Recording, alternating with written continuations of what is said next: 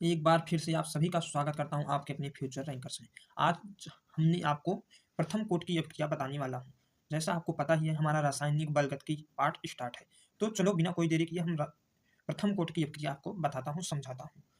तो प्रथम कोटि की अभिक्रिया को देखने के लिए हम इसकी परिभाषा की तरफ जाते हैं, क्योंकि इसकी परिभाषा के बाद ही हमें समझ में आएगा कि प्रथम कोटि की अभिक्रिया है क्या। तो इसकी परिभाषा हो जाती है, वह अभिक्रिया वह अभिक्रिया जिसका वेग वह क्रिया जिसका वेग केवल एक अभिकारक केवल केवल एक अभिकारक और अभिकारक की सांद्रता के अनुक्रमानुपाती होते हैं। क्या होते हैं? अनुक्रमानुपाती होता है। प्रथम कोटि की अभिक्रिया कहलाती है। प्रथम कोटि की अभिक्रिया कहलाती है।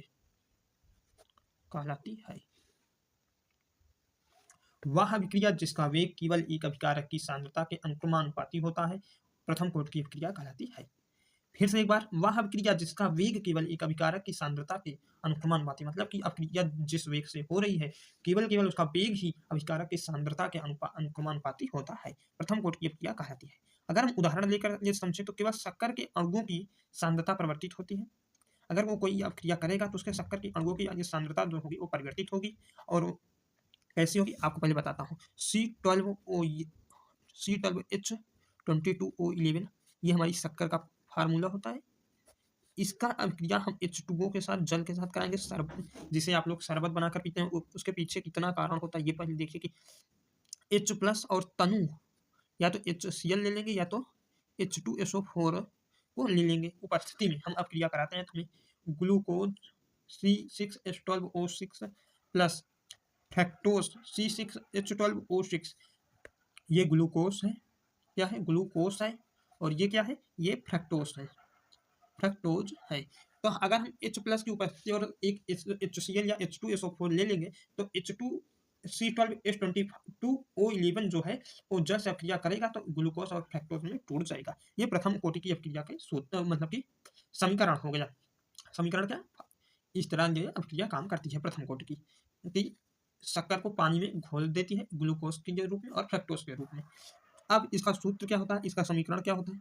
K बराबर 2.303 अपान में T log 10 बेस A अपान में A माइनस एक्स, जहाँ आप लिख लीजिए, जहाँ A हमारा अभिकारक की प्रारंभिक सांद्रता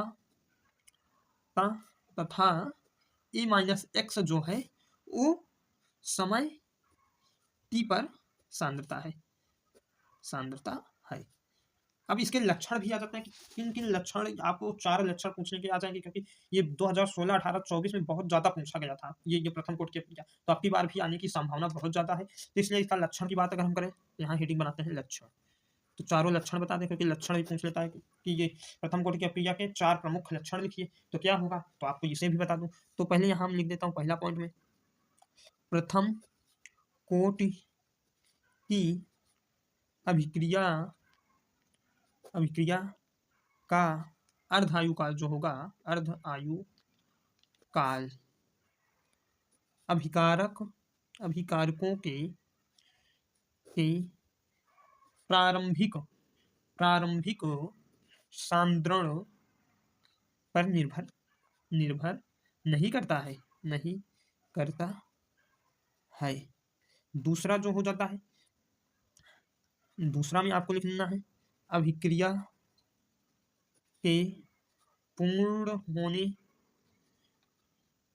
में अनंत समय लगता है। ये सब आपको लक्षण में लिख देना है। तीसरा वाला हो जाता है, इस अभिक्रिया के लिए हम लोग log A माइनस एक्स और T के मध्य ग्राफ खींचने पर एक सरल रेखा प्राप्त होती है। प्राप्त होती है, एक सरल रेखा प्राप्त होती है, ये सब। और चौथा में आपको लिख देना है, क्योंकि 4 अक्षर पूछेगा तो हम 4 बता देता हूँ। अभिकारक की सांद्रता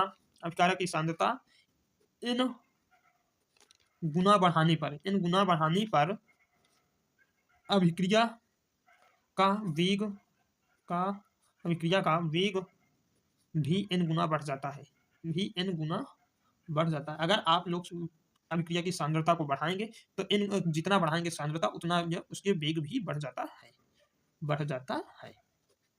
ये चारों पॉइंट बहुत छोटे छोटे हैं, इसे आप लोग याद कर लेना। और हम बिना कोई देरी किए हम न्यूमेरिकल की तरफ चलते हैं। अरे आपको अर्धायु काल बता दूं कि अर्धायु काल क्या होता है प्रथम कोटि की अभिक्रिया के लिए। तो यहाँ पर आप लोग अर्ध आयु क्या होगी प्रथम कोटि के लिए, तो ये हो जाती है टी हाफ बराबर 0.693 अपान में के, ये आपकी अर्धायु काल हो जाएगी। और शून्य, ये प्रथम कोटि की है, और शून्य कोटि के लिए क्या होता है, शून्य कोटि के लिए अर्धायु काल होगा टी हाफ बराबर ब्रैकेट में ए 0 अपान में 2k हो जाता है। ये शून्य कोटि के लिए और ये प्रथम कोटि के लिए फार्मूला हो जाता है। तो आप लोग को अब हम न्यूमेरिकल की ओर लेकर चलता हूँ। तो पहला न्यूमेरिकल जो है बहुत बार पूछा गया है, 2014, 17, 18, 19 में पूछा गया है। तो चलो इसे हम करते हैं। तो यहाँ पर दिया गया है प्रथम कोटि की अभिक्रिया के वेग स्थिरांक की इकाई ज्ञात करना है। क्या करना है, इकाई। तो क्या है इकाई, तो हम इकाई करने के लिए हम लिखेंगे प्रथम कोटि के समीकरण में ये जो है वो होता है I बराबर k अपान के ए इनवर्स, इतना होता है समीकरण। ये समीकरण है प्रथम कोटि के लिए समीकरण। तो समीकरण जब ये है तो हम निकाल लेते हैं।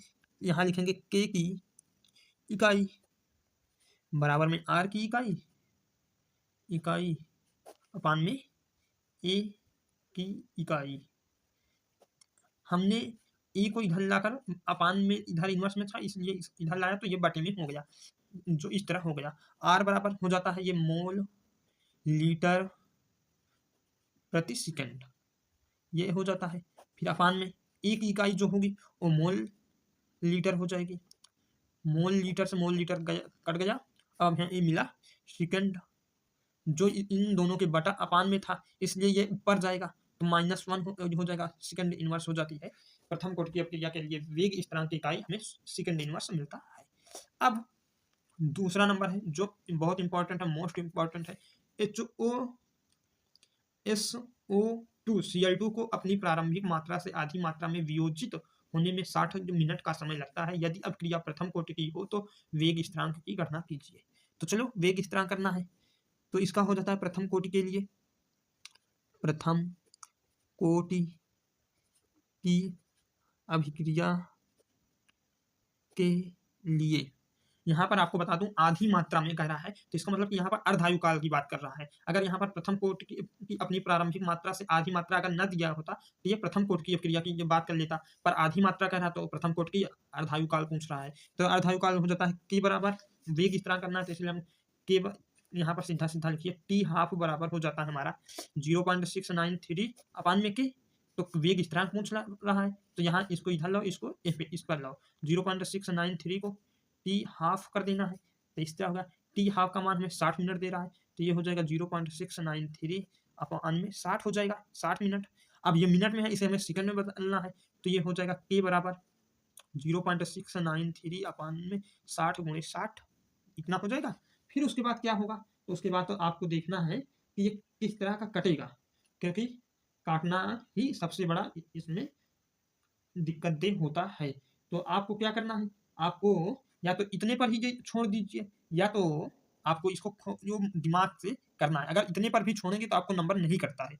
तो इसको अगर हम काटें तो हमें आ जाता है, इससे ये क्या 1.925 गुणे 10 के घाते -4 सेकंड इनवर्स यही हो जाएगा आंसर। आप लोग भाग देकर देख लेना, इतना ही आंसर आएगा। अगर हम भाग देकर अभी बताएंगे तो जो और सवाल है वो छूट जाएगी। तो अगली नंबर सवाल जो है, जो 2017, 18, 19, 22 में पूछा गया है। प्रथम कोटि की एक अभिक्रिया में 50 सेकंड में पदार्थ की सांद्रता प्रारंभिक सांद्रता की आधी रह जाती है, इसके वेग स्थिरांक की गणना कीजिए। तो यहाँ पर लिखना है प्रथम कोटि की अभिक्रिया के लिए, अभिक्रिया के लिए आपको बता दूं यहाँ पर भी देखिए, प्रथम कोटि की एक अभिक्रिया में 50 सेकंड में पदार्थ की सांद्रता प्रारंभिक सांद्रता की आधी रह जाती है, मतलब कि यहाँ अर्धायुकाल की बात कर रहा है। तो यहाँ पर भी हम टी हाफ बराबर 0.6932 अपान में के लेंगे, तो वेग स्थिरांक हमें निकालना है, तो मतलब कि के बराबर हो जाएगा 0.6932 अपान में टी हाफ। उसके बाद टी हाफ का मान क्या दिया, 50 दिया है, तो 0.6932 50 हो जाएगा। आपको आगे हम चलते हैं, तो ये देखिए आ जाता है हमारा, क्या आया था, के बराबर 0.6932 अपान में 50। अब यहाँ पर देखिए ये 50 है, यहाँ से पॉइंट हटाऊं, पॉइंट हटाने के लिए हमें 10 से गुणा करना पड़ेगा, 10 से गुणा करेंगे तो ऊपर भी होगा तो नीचे भी होगा, तो इसीलिए यहाँ पर भी किया, और यहाँ हम करेंगे तो हमें इस पर पॉइंट मिल जाएगा। यहाँ पर लिखेंगे 6.932 अपान में 50 गुणे 10। अब देखिए एक 10 यहाँ पर है, एक 10 यहाँ पर है, तो हम इसे इस तरह लिख सकते हैं 6.932 अपान में 5 गुणे 10 की घात 2, इस तरह हो गया। इसको अगर हम ऊपर ले जाएंगे तो ये हो जाएगा 6.9325 गुणे में 10 की घात -2, ऊपर जाएगा इनवर्स में हो जाएगा। अब यहाँ पर देखिए हम उस तरह भी आंसर आपको बता दो, यहाँ आएगा 5 कम 5 1.38 करके आएगा आंसर, पर हम आपको काट कर दिखाएंगे क्योंकि आपको भरोसा होना बहुत जरूरी है। तो यहाँ पर और आपको पता भी लगे कि इस तरह काटना है, तो यहाँ पर देखिए 6.932 है, तो हम 6.932 भागे कितना है 5 है, यहाँ पर देखिए 5 कम है 5 हो जाएगा, यहाँ पर एक बचा 9 आ गया, कितना आ गया 9 आ गया। अब 5 यहाँ 15 करेंगे, कितना हुआ 9 में 4 बचा 4, ये 3 आ गया, तो अब 5 8 40 कर देंगे बस। यहाँ पर देखिए पॉइंट में गया था, यहाँ पर भी पॉइंट में जाएगा। अब यहाँ पर 3 बचा, ये 2, 5 6 30, ये आ गया 30, यहाँ पर 2 बच गया शेष। और इतने के बाद हमारे अपन आपको बता दूं कि इतनी अंक नहीं ले जाना, यहाँ पर हम लिख देंगे 1.38, ये आप रफ कार में करना, तो 1.38 हो गया, तो 1.38 गुणे 10 की घात -2 यही आंसर है। और ये जो सवाल आपकी बच रही है हम इसे अगली वीडियो में पक्का कवर करेंगे, तो आप लोग वीडियो को लाइक करना, चैनल पर नया हो तो चैनल को सब्सक्राइब करना। मिलते हैं नेक्स्ट वीडियो में, तब तक के लिए धन्यवाद दोस्तों, और कमेंट बॉक्स में बताना वीडियो किस तरह लगा, कितना मजा आया।